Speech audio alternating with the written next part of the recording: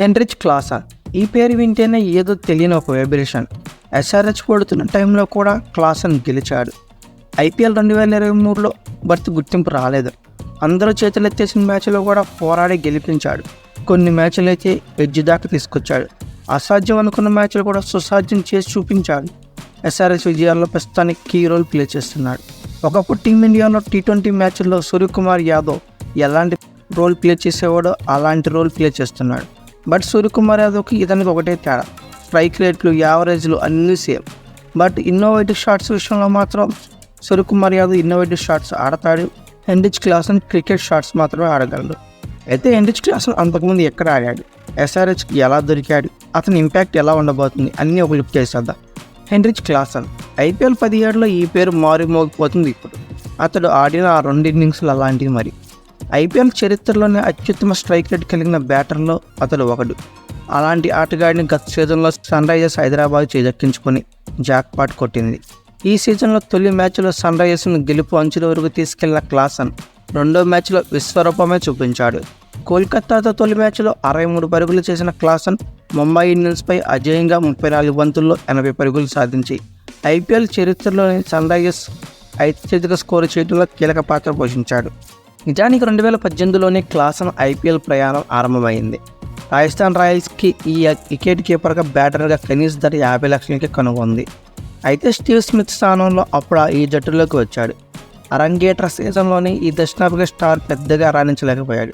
4 మ్యాచ్లు ఆడి 57 పరుగులు చేశాడు. ఆ తర్వాత ఏడాది రాజస్థాన్ అతన్ని వదిలేసింది.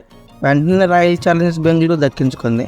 2019 ఐపీఎల్ సీజన్లో 3 మ్యాచ్ల్లో 9 పరుగులు సాధించి దారుణ ప్రదర్శన చేశాడు ఈ బ్యాటర్.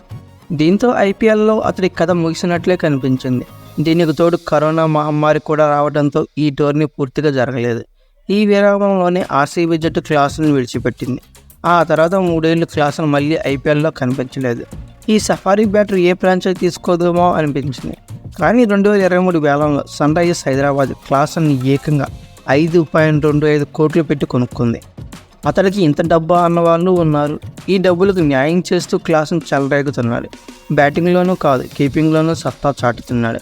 గతంలో ఐపీఎల్లో ఆడిన ఆటకు ఇప్పటికి సంబంధమే లేదు. ఎవరనేది చూడట్లేదు, బాదుడే బాదుడు.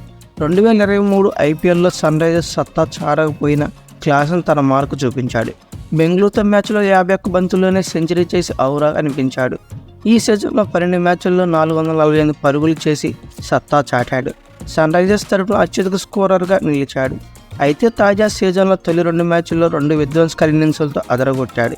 సాధారణంగా విదేశీ బ్యాటర్ల స్పిన్ ఎదుర్కోవడంలో తలపడతారు. కానీ క్లాసన్ రూటే సపరేట్. స్పిన్నర్లు ఎదుర్కొనేటప్పుడు అతడి ఫుట్వర్క్, షాట్ సెలెక్షన్ చాలా పర్టికులర్గా డిఫరెంట్గా ఉంటాయి.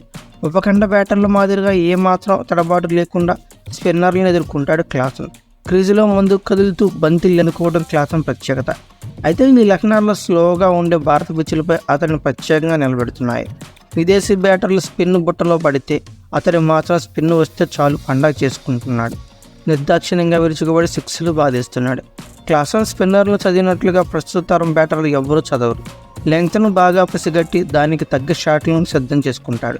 తొలి 2 మ్యాచ్ల్లోనూ తానేంటో శాంపిల్ చూపించాడు. మున్ముందు కూడా ఈ స్టార్ ఇలాగే ఆడితే హైదరాబాద్కి ఎదురుండదనే చెప్పుకోవాలి.